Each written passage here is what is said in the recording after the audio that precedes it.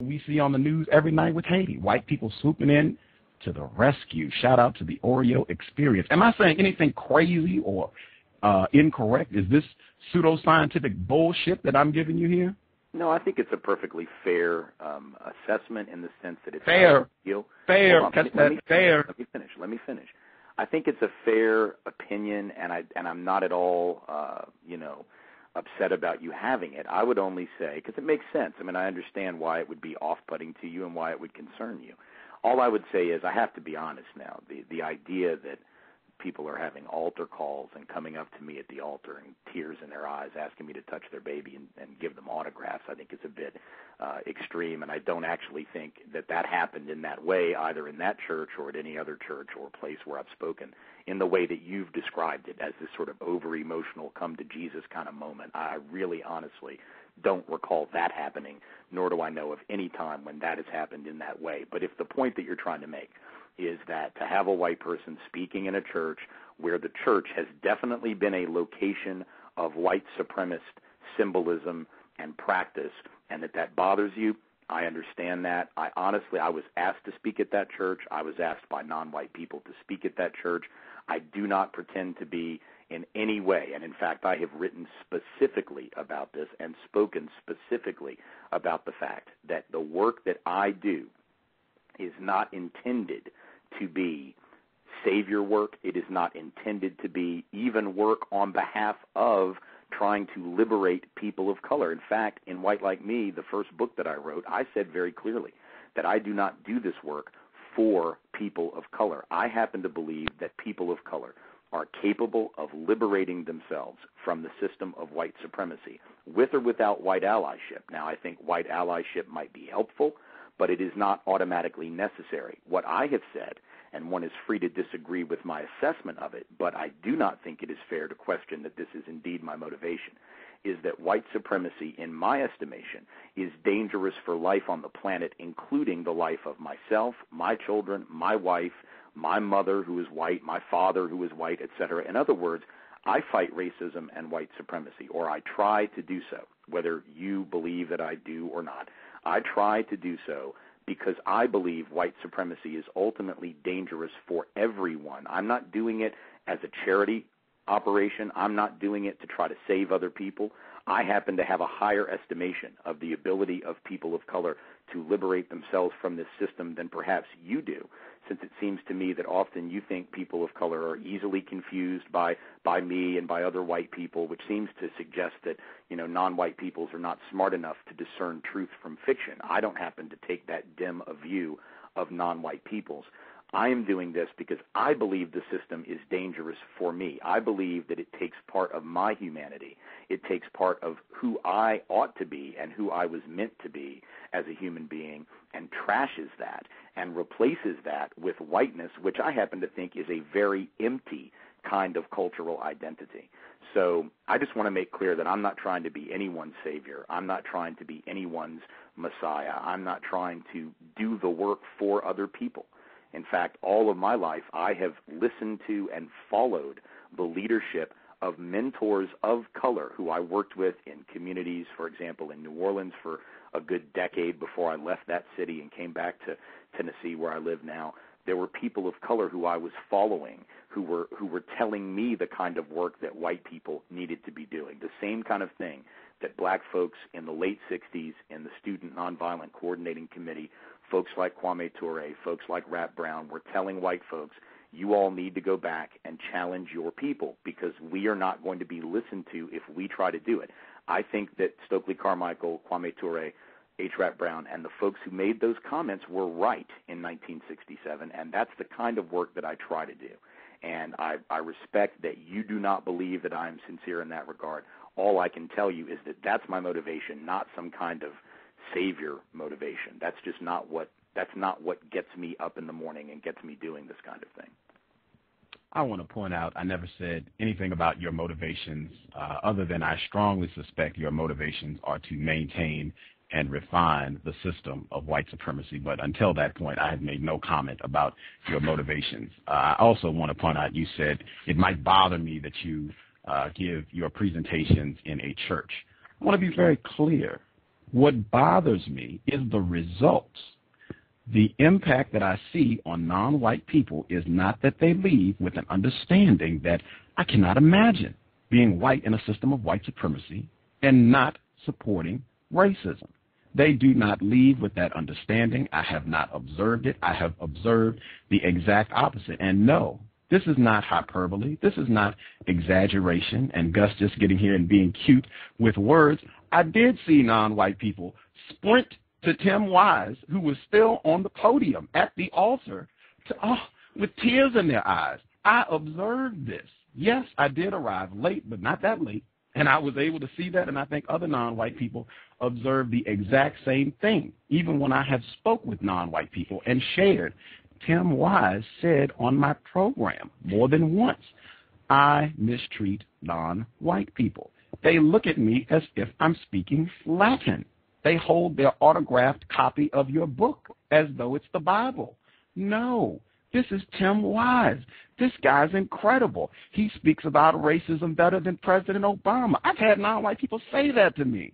So no, that's what bothers me. I could care less whether you speak from a ladder, a porch. If you were doing constructive work, I wouldn't care. It would not bother me at all. What bothers me is the results, the impact that I see you have on non-white people that I have to conclude is being consciously done. This is not accident. This is not a mistake.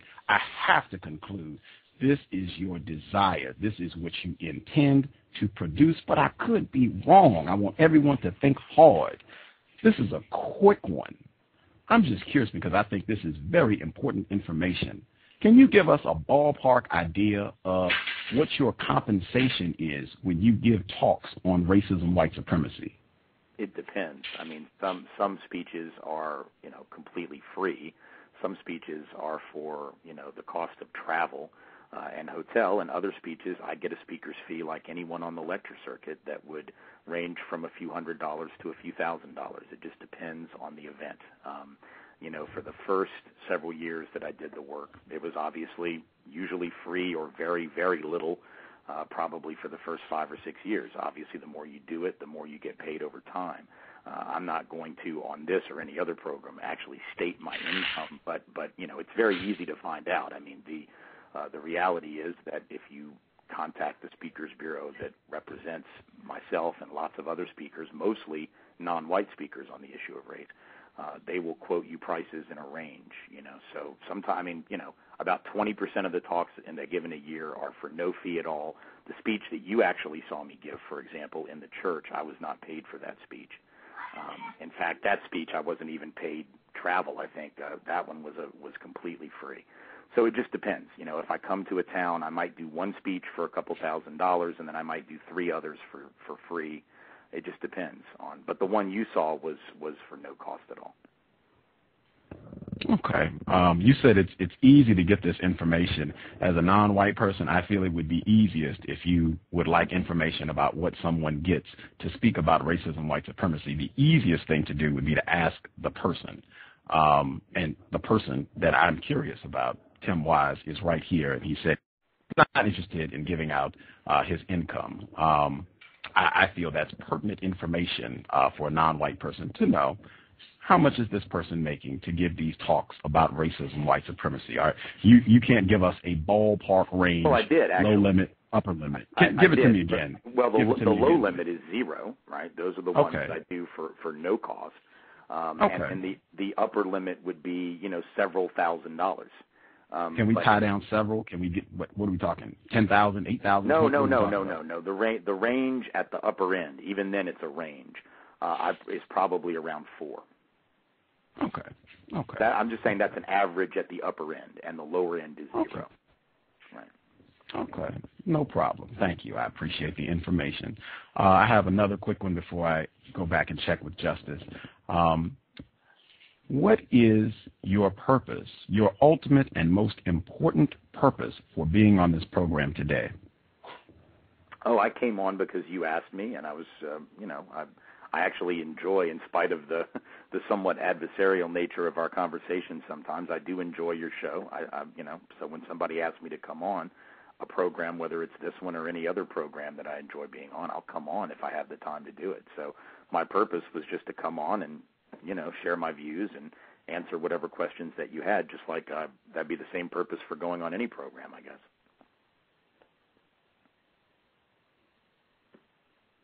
Okie dokie.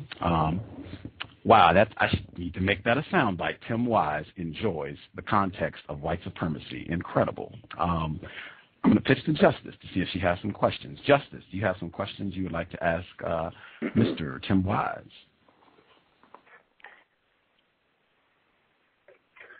How do you withhold information from non-white people?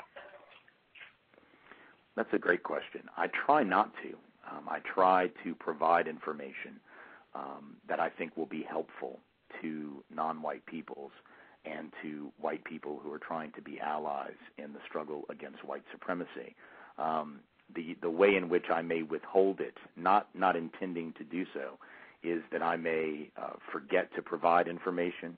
I may not always follow through with giving information that I intend to give because I could get behind on something or become overwhelmed with work and not provide it.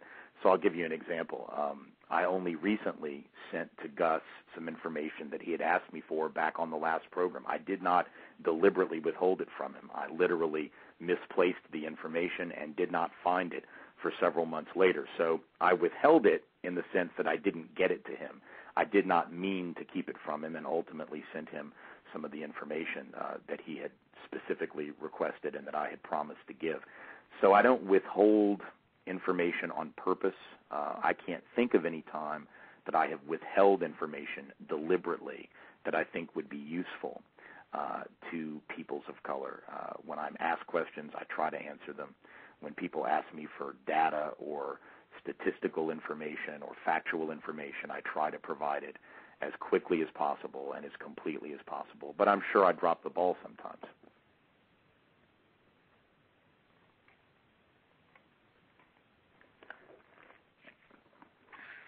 Why do white people keep information from non-white people? I think it probably depends on the white person, but some white people would keep information from non-white peoples, I would imagine, because they would fear that the information that they might provide would change the power balance between white and non-white people. So, for example, an employer at a job might not want to provide full information to people of color about what are the things we're looking for in a job applicant, because if I'm an employer who doesn't want to hire non-white people, I don't want them to have that information. I don't want them to know, what are the things that you need to know in order to get this job. So I might keep that information from them on purpose. Or I might keep it from them not on purpose, but, for example, just because if I'm in a job situation and let's say I know there's a job opening, right, and my neighbor I know is out of work. Well, most white folks live around other white folks, and their neighbors are also white.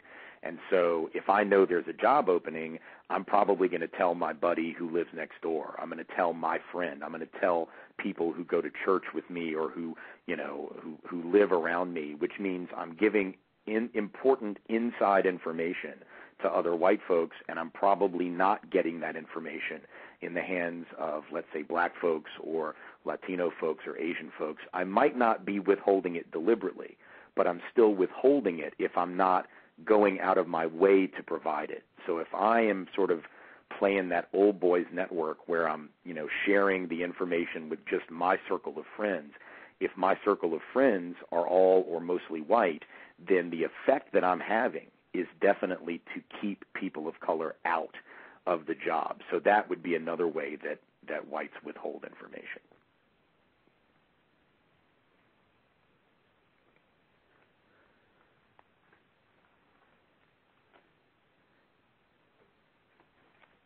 Okay, that'll be all for now. Okay. The context of white supremacy, Gus T. Renegade, Justice, and the admitted white supremacist known as Tim Wise.